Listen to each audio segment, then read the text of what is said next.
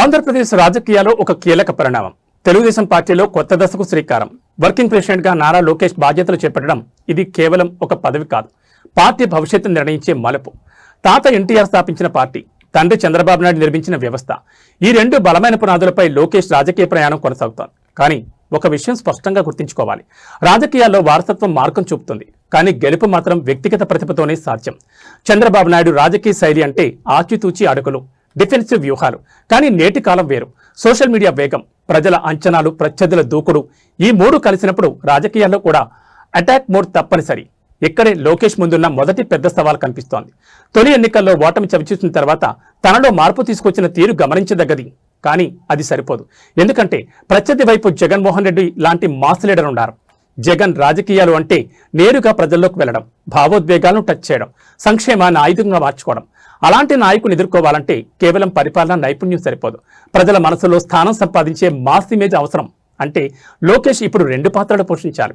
ఒకటి అడ్మినిస్ట్రేటర్, రెండోది aggressive political leader. ప్రభుత్వం అభివృద్ధి చేస్తుంటే పార్టీ రాజకీయంగా దూకుడు చూపాలి. ఇక కూటమి రాజకీయాలు, ఇది మరో కీలక అంశం. ప్రస్తుతం టీడీపీ ఎన్డీఏలో భాగస్వామి. ఇక్కడ సమతుల్యత చాలా ముఖ్యం. ఒకవైపు సొంత పార్టీ బలోపేతం, మరోవైపు భాగస్వామ్య పక్షాలతో సమన్వయం. జనసేన పార్టీతో అనుసంధానం కొనసాగించడం, పవన్ కళ్యాణ్తో రాజకీయ సమన్వయం, ఇవి భవిష్యత్తులో కీలక పాత్ర పోషిస్తాయి. అదే సమయంలో కేంద్రంలో ఉన్న బీజేపీతో సంబంధాలు కూడా జాగ్రత్తగా నిర్వహించాలి. రాజకీయాల్లో శాశ్వత మిత్రులు ఉండరని చెప్తారు. అవసరం ఉన్నంత వరకు మాత్రమే సంబంధాలు కొనసాగుతాయి. కాబట్టి ఢిల్లీ స్థాయిలో బలమైన కమ్యూనికేషన్, రాజకీయ చిత్రత, ఇవి లోకేష్కు తప్పనిసరి. ఇప్పుడు మరో ముఖ్యమైన అంశం కేడర్ మేనేజ్మెంట్. ప్రతిపక్షంలో ఉన్నప్పుడు కేసులు, కష్టాలు, పోరాటాలు ఎదుర్కొన్న కార్యకర్తలు ఇప్పుడు అధికారంలోకి రాగానే గుర్తింపు కోరుకుంటారు. ఇక్కడే చాలా పార్టీలకు సమస్యలు వస్తాయి. నాయకులు అధికారులు బిజీ అయిపోతారు, కార్యకర్తలను విస్మరిస్తారు. ఆ అసంతృప్తి తర్వాత పెద్ద సమస్యగా మారుతుంది. గతంలో టీడీపీకి ఇదే అనుభవం ఉంది. ప్రభుత్వం మీద ఎక్కువ ఫోకస్ పెట్టి పార్టీని పక్కన పెట్టడం వల్ల నష్టపోయింది. ఇప్పుడు లోకేష్ ముందున్న కీలక బాధ్యత ఏమిటంటే ప్రభుత్వం మరియు పార్టీ మధ్య సమతుల్యత, పథకాలు ప్రజలకు చేరాలి.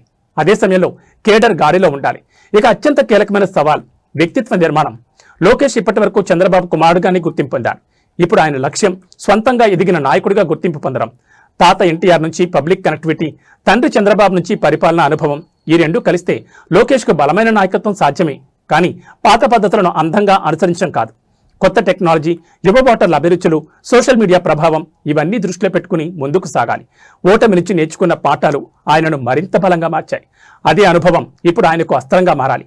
మొత్తంగా చూస్తే వర్కింగ్ ప్రెసిడెంట్ పదవి ఒక హోదా మాత్రమే కాదు, అది ఒక పరీక్ష కేడర్ను నడిపించాలి. ప్రత్యర్థిని ఎదుర్కోవాలి, కూటమిని కాపాడాలి, ప్రజల్లో విశ్వాసం పెంచాలి.